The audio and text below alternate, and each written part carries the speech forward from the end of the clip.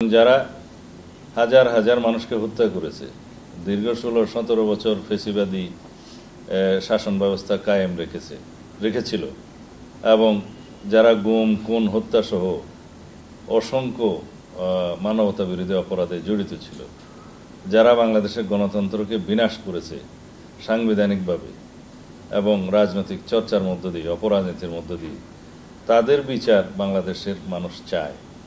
গণ অভ্যুত্থানের একটি বার্তা হচ্ছে এই গণহত্যাকারীদের বিচার হতেই হবে।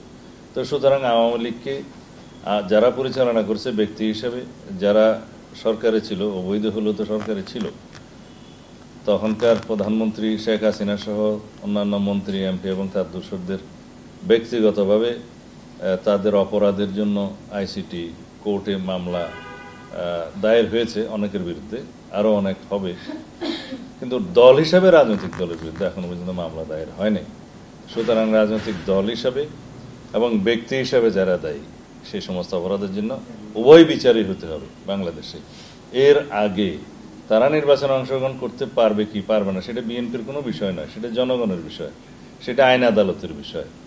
আদালতেই আমরা এখনো মনে করি সরকারের খুব দ্রুত আওয়ামী লীগের বিরুদ্ধে রাজনৈতিক দল হিসাবে বিচারের আওতায় নিয়ে আসা আওয়ামী লীগের বিরুদ্ধে মামলা দায়ের করা উচিত আইসিটি কোর্টে।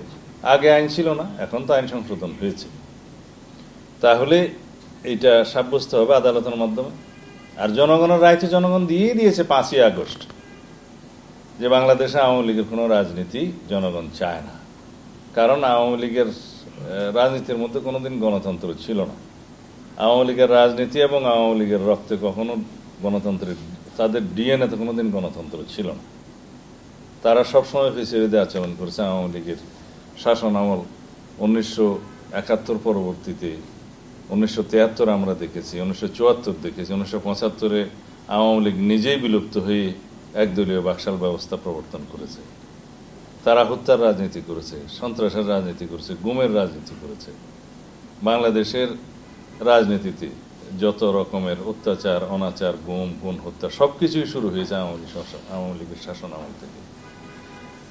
আওয়ামী লীগের বিরুদ্ধে কথা বলতে গেলে বাংলাদেশের মানুষকে একটা মহাকাব্য রচনা করতে হবে তাদের অনাচারের জন্য।